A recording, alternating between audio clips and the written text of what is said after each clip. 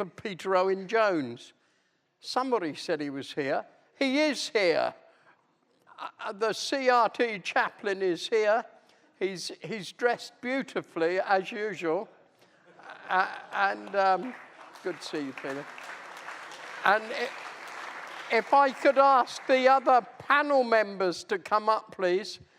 Mary Colwell, who is a superstar. I didn't meet her until the other week. She's a curlew fanatic and a nature fanatic. Good to have you with us, Mary. It is.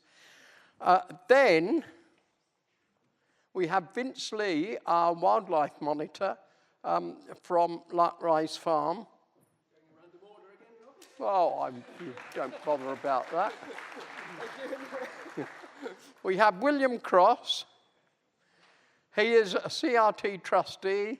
He is a farmer. He is a Tory councillor in Rutland. That is why he's going to sit next to our Labour peer, Baroness Barbara Young, who once was a wonderful employee at the RSPB. Wish she was still there. I didn't say that. Peter.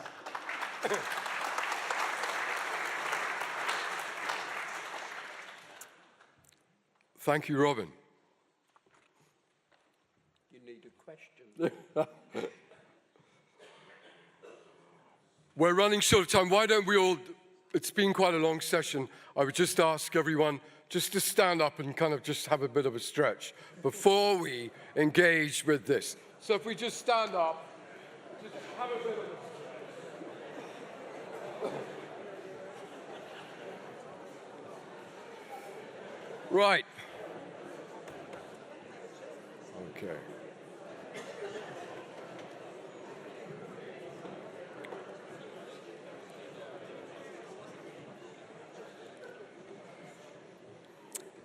Okay, our panel have been introduced to us, so we'll keep going for as long as we can until the questions become banal and not very sensible, and I'm afraid I'm going to be fielding those. So we'll just open the floor to take some questions. I have a couple of questions at the end, but let's just open the floor. If you'd like to ask a question, please raise your hand and we'll take it from there. It's a usual suspect. Please fire away. Just a quick question for the panel. I'm obsessed with getting farmers like me that don't know enough about the nature on the land to know a huge amount more so they know the kind of things that Derek knows. And I just wonder what the panel's thoughts are about how we do that much, much better than we've done it in the last 40 years. Vince. Oh, thank you. Right, okay. First one. One of the things that we've done with the Countryside Restoration Trust is join in with other farmers in the local neighbourhoods on various projects, partnership projects, and just going round to their farm, bringing them to our farm. But it just takes a lot of time. You're right. They get a lot more visits from their agronomist telling them what to spray than they do from their ecologist telling them what not to spray. But every farmer that we meet is not there to try and kill their wildlife off. They want their wildlife, they want their farm to make a profit. They want both. And it's just, we need more of us to do all of those engagements, I think. Mary. I would say that there's an awful lot of knowledge still out there, like your dad you were talking so movingly about. I mean, we need to talk much more across the generations and keep this knowledge going, because you're the guys with the knowledge on the ground, and knowledge is actually very specific. It's not one size fits all by any means. And so intergenerational knowledge and keeping that going is really good. The work that we've been doing with curlew, FWAG, have been really helpful actually. And getting that, as people say, getting the people who know just to make those crucial relationships with the people who understand their land, and that work together. It's not a matter of telling you what to do, it's a matter of working together. It has to be a cooperative relationship. Baroness Young, how do we broaden this message? One of my great regrets, one of my many great regrets, was when I first joined the RSPB, the then chairman of the CLA came to me and said, there's no point in you lot talking about species and habitats. What you need to do is to tell every farmer what they really ought to try and go for on their particular bit of land, because that's what they're interested in.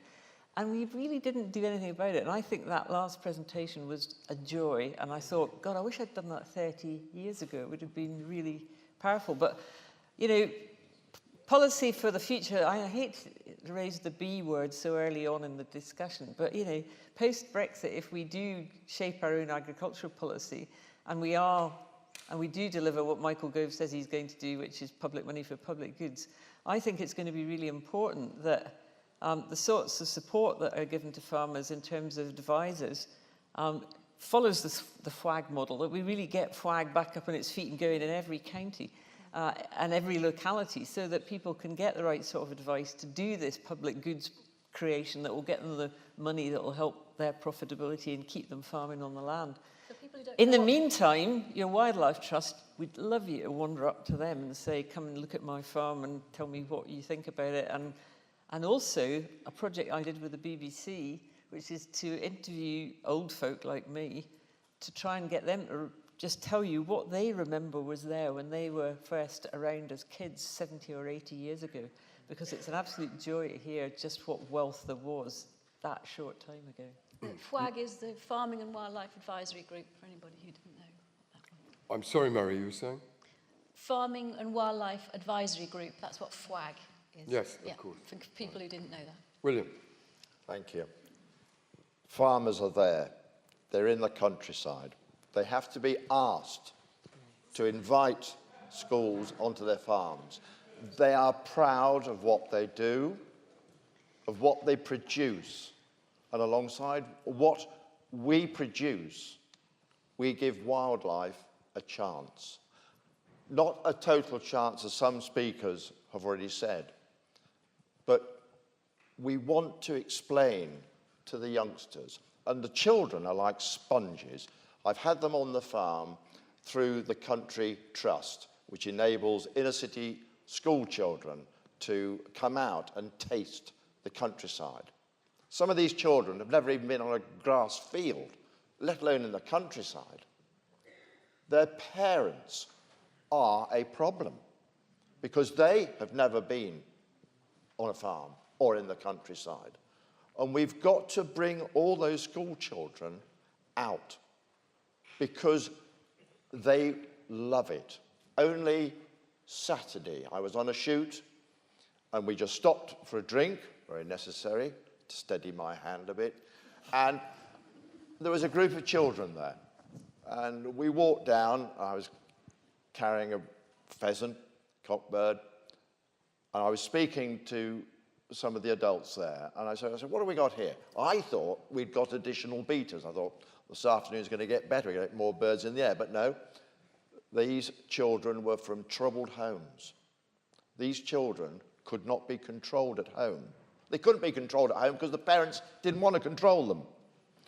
But the moment you talk to them about the bird in the hand, about what we were doing, they were totally amazed. And even the girls in that group wanted to touch the dead bird. I said, don't just touch it. I said, admire it. Admire what nature produces, the colours in that cockbird. Anyway, I said, you can have this one, can we? And then we're going to have a barbecue.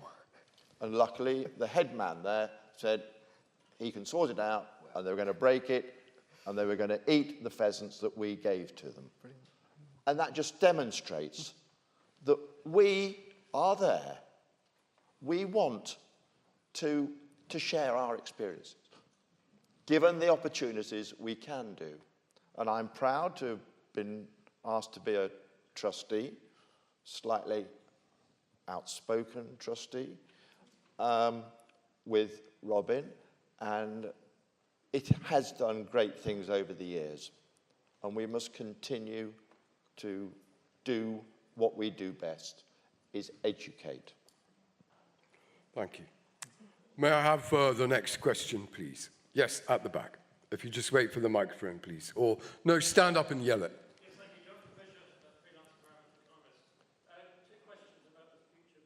I'm afraid I'm going to have to limit you to one question, sir. Okay,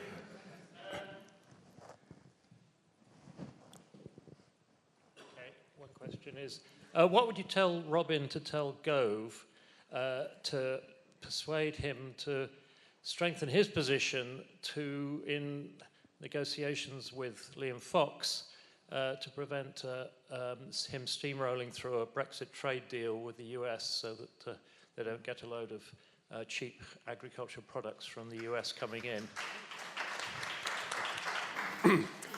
We have to imagine a post-Brexit situation here. Baroness. Well, do we have to imagine a post-Brexit situation? The sensible bloody thing would do be stop leaving, quite frankly.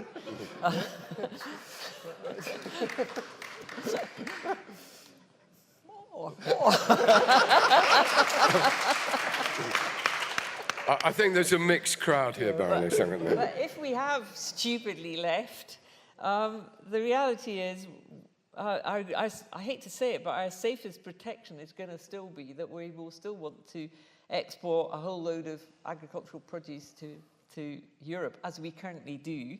And we will be needing, if we're going to have any sort of sensible trade deal with Europe, to have common standards with Europe, or reasonably approximate standards with Europe. So I think I would give two pieces of advice to Mr. Gove.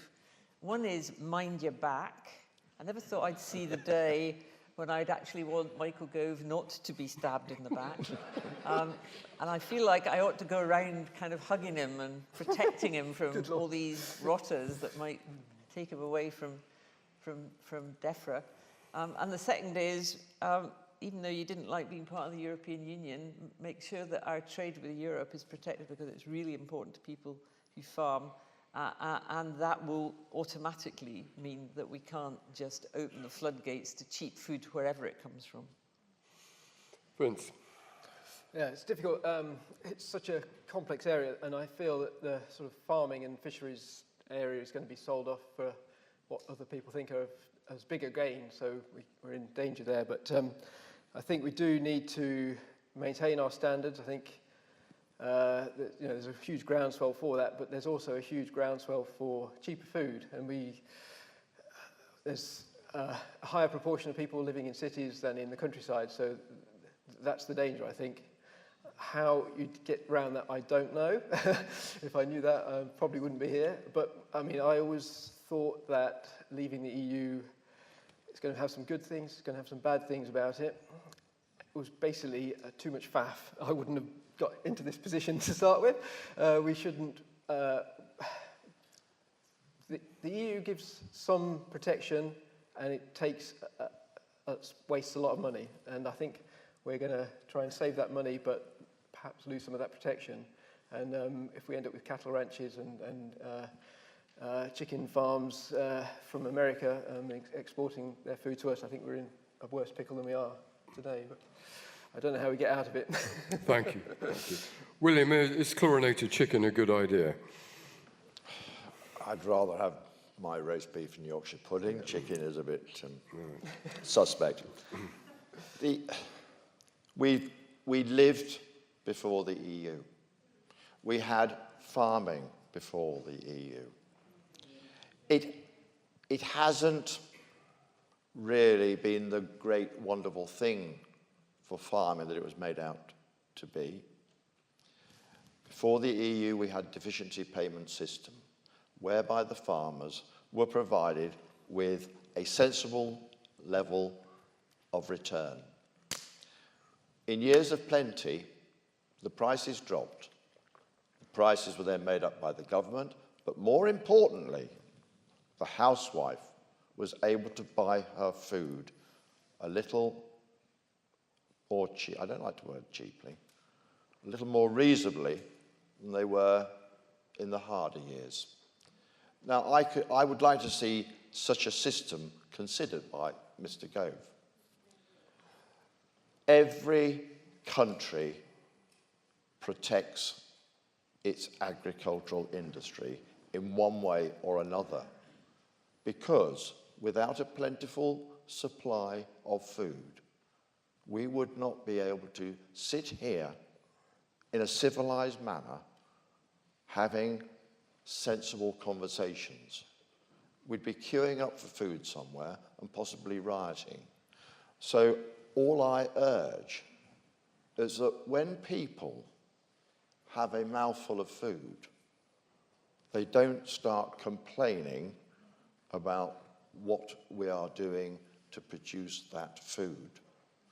When I was 6, there was still meat rationing. You know, and people have short memories, or else my life's gone by too quickly. But Mr. Gove, remember you have an emerald in this isle. You have some of the best livestock. You've got the best farmers. We've got the best ecologists. We've got the best scientists. There is a way forward, and we must open our eyes and just look for those avenues. What Edward was saying about the marking up of areas as to what is good and what is bad, I think is very, very interesting. And farmers need to be encouraged. You know, if we've done something well, it's always nice to say, well done, you got that right. But we're never averse at being told, could do better. Mary, is the problem not cheap food? The problem is cheap food, for sure. And what I'd want to say to Mr. Gove is that if we are going to go ahead and leave Europe, please put in environmental protection, because if we haven't got European legislation working for us, then I'm not sure I trust any government, actually, to put wildlife as a priority. So I'd want to say to Michael Gove, whatever you do, what anybody does, put that protection in place, because wildlife is going to really need it in the future. Thank you. May we have our next question, please? Yes, sir, at the back. If you could wait for the microphone, please. The gentleman on the left, on my left, the second tier.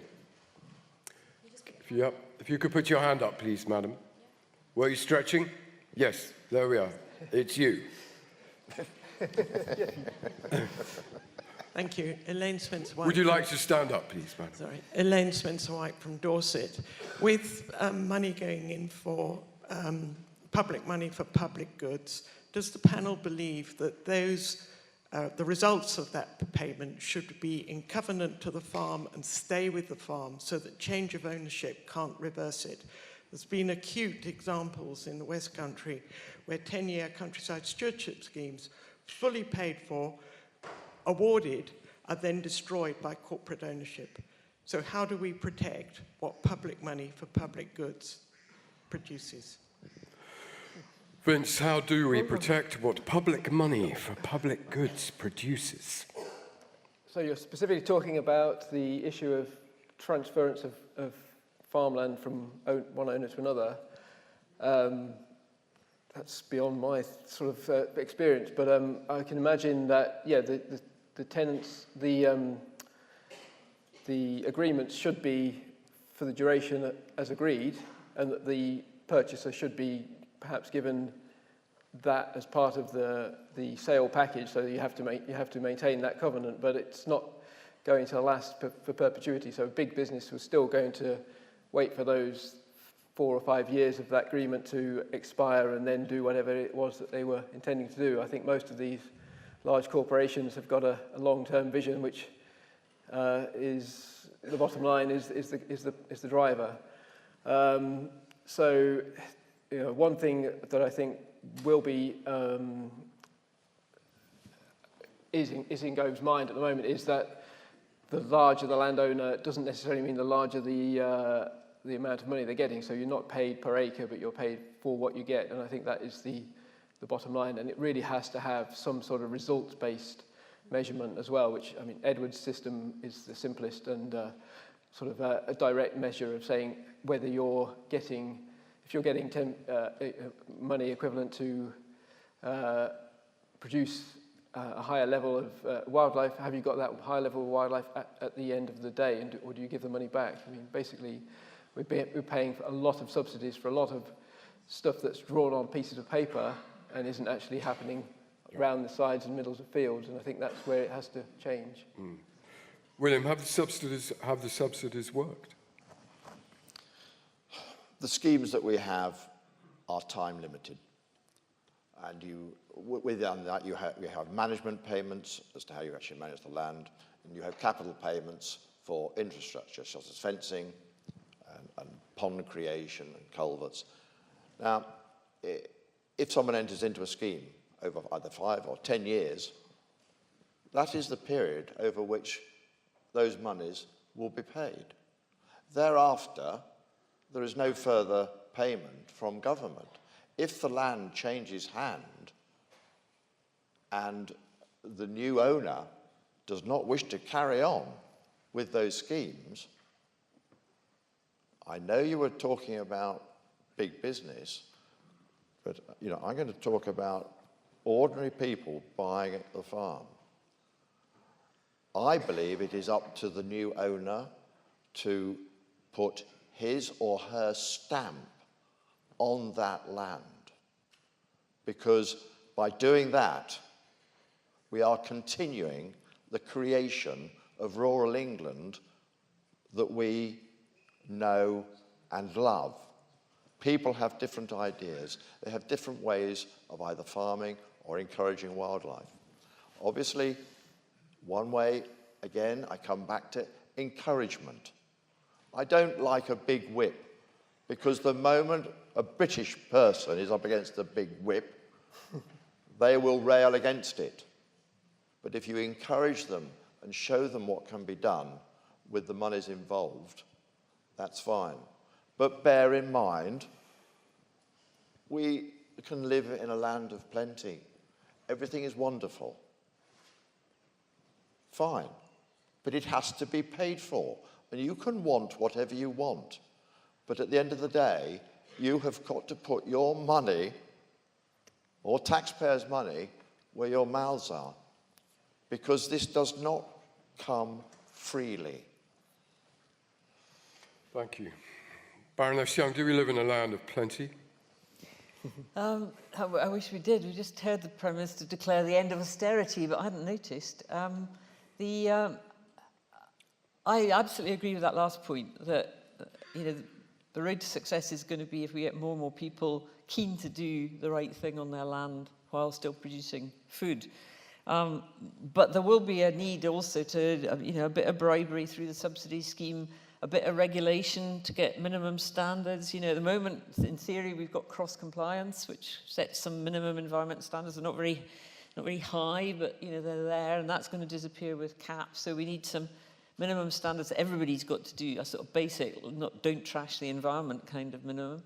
And I also think that there's a role for a whole load of other people, for consumers, trying getting them clearer about where their food comes from and what the impact on wildlife and conservation and the environment is as a result of the food they eat, so that they start expressing views about it. Supermarkets as the intermediaries, the big supermarkets, putting more into getting the right sort of environmental delivery from the land that their suppliers and producers are farming.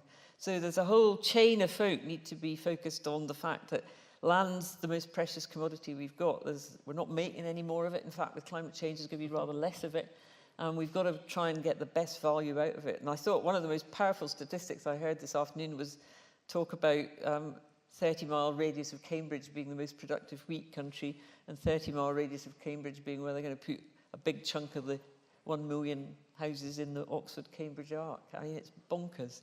That's not a good land use. So let's have a land use strategy where we can all argue about what goes where, but that will help guide everybody to do the right thing for their patch. Thank you. Mary, do we need a land use strategy? Do we need a land use strategy? Yes. I mean, I actually haven't got anything else to add from what Baroness Young said. I mean, yes, of course we do. And we need an education. We need people to understand what the land is, that the land isn't just the same wherever you look. In fact, I was wanting to say there's a couple of things that have cropped up all afternoon. two words. One is education and one is Gove. And those two words cropped up. I think that was in the past, wasn't it? Is it?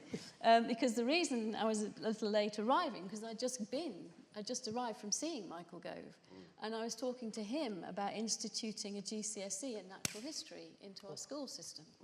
So that because we have a whole set of young people coming through the school system who are really, really clever, and they know all things about lots and lots of systems, but they don't know what anything is. And so a GCSE in natural history teaches you what's out there, what it does, can produce data sets, can monitor it through the seasons, can contribute to the national statistics on wildlife, can understand the culture of natural history and where it comes from. All that's going to help produce these people in the future that we're going to need to give us these environmental policies that we are so desperately in a mess with at the moment. So we've got to get nature back into the heart of education, and we've got to start now, and we've got to start getting kids really fired up about this natural world and understanding what it's about. And then I think we're in a much better position to grapple with Brexit, climate change, overpopulation, and you name it. Thank you.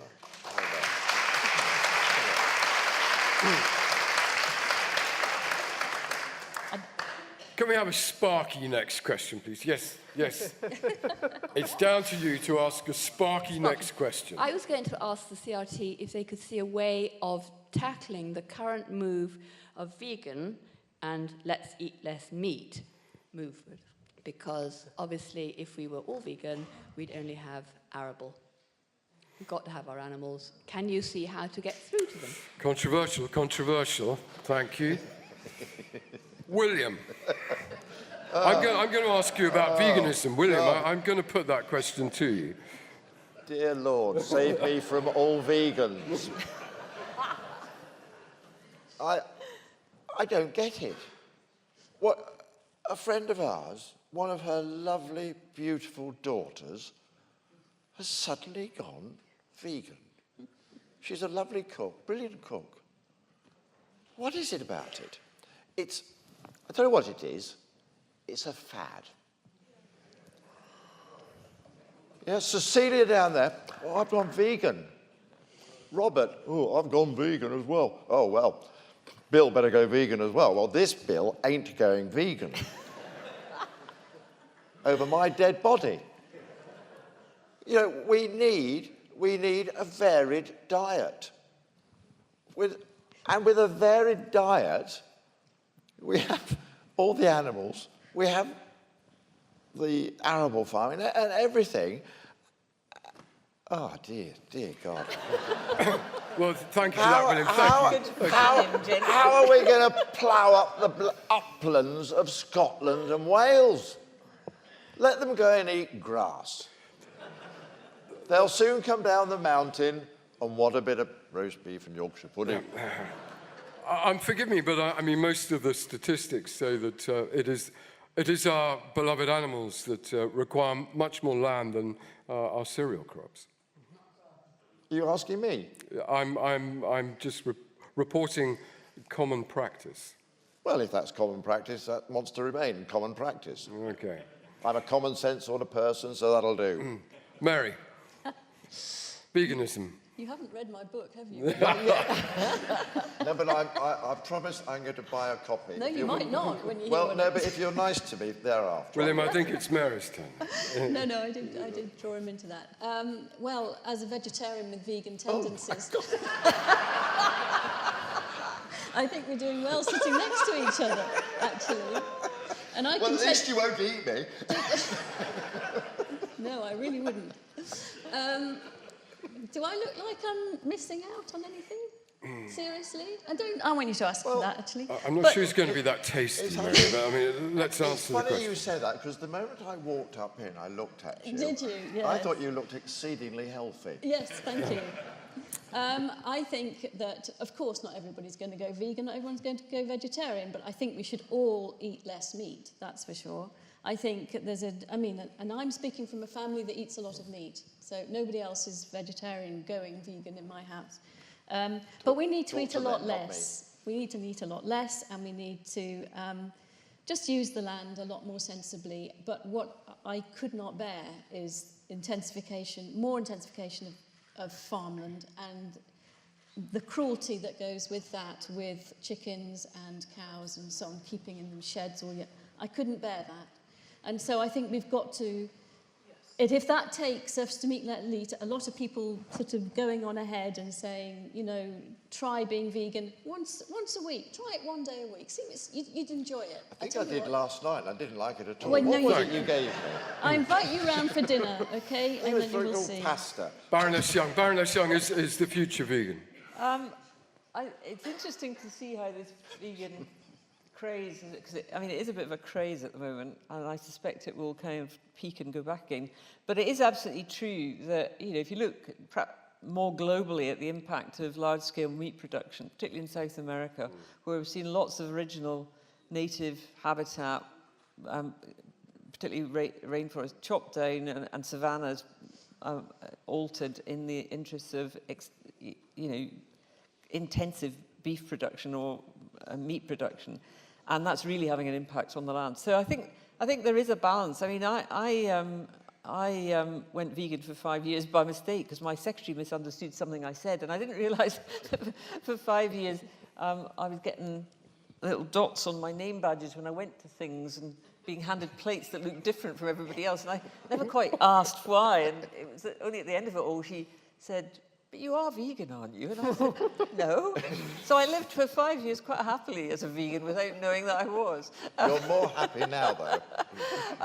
But, you know, we've got to think about what's happening in countries other than ourselves as the population of the world increases. I mean, personally, if I could come back for one day and have one wish, it wouldn't be about meat production, it would be about population control. Okay. You know. Yeah, well said. Yeah. Vince, the final word. Okay, I certainly wouldn't deter anyone from turning vegan. I'm not a vegan myself. I'm happy to eat meat, but I think we do have to consider where the meat is produced, and if it's being fed on cereals and pulses that we could eat ourselves, that's bad. If it's eating grass in places that no one else can farm, then that's good. If it's sustaining a habitat, that's fine. But I think we are eating 2 or 3 planets worth of food a year or something like this as a human race. I'm not quite sure how we think that's going to keep going, and we do need to reduce our consumption in a huge number of ways, and I think meat should go back to being a luxury, not a staple part of the diet. I think our health would be a lot better and our planet would be a lot better. Thank you. We only have time for one more question. One more question. My dear, if you'd like to stand up, please. Thank you. Yes, I can hardly speak, actually. I feel so angry about the way that veganism and vegetarianism has been sneered at. I'm neither. I am neither. I do eat meat. I try to find it from a source I trust. But I don't think you can really sneer at people who are sickened by what goes on behind closed doors in industrial farming units and what animals have to suffer and what goes on behind closed doors in abattoirs. Thank you. I think the editor of the Waitrose food magazine lost his job yesterday for exactly that reason. I have one question for the panel. I think it was for that reason. I think it was because he said a vegan should be killed one by one. Well, absolutely. Yeah. Well, I couldn't agree with you more. I have one final, very short question for the panel. Looking at our culture, looking at the New Year's honours list, there is a complete absence of any reward or award for those working and serving the environment, and it has been the same for a generation now. I'm going to say it, the man on my left, the long-haired man on my left deserves a great deal more. Many of the people in this audience, all of the speakers we have heard, have served the environment, are continuing to do so, and are not recognised. I would just like to ask the panel what their view about this is. Barbara, Baroness Young. You're absolutely right. When you go through the honours list, as I often do, there's a remarkable paucity of environmentalists and conservationists. We get the odd one, but not very often. But, you know, we need a spontaneous upwelling from the floor and from the public. So write in and say, you know, Lord Page here, or Sir Robin. Yeah.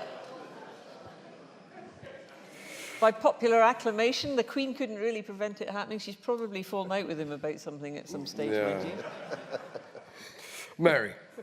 I mean, the environment's always been very low down the agenda, hasn't it? So it's not surprising, really. It's not surprising that other things are always more important. But it's up to us. You're absolutely right. It's up to us to make it more important and start shouting and start demanding and start doing more. Thank you. Vince. Well, I would just do away with the system. I don't agree with it at all, so there you go. An anarchist. We have an anarchist on the platform. Fantastic. Finally, William. It's down to you. You can put people's names forward. It's difficult, but if you go, Rutland County Council, if you go to your local council offices and ask how you can put somebody's name forward, they will tell you. So please, don't sit there and complain about the lack of environmentalists. Do something about it. Thank you.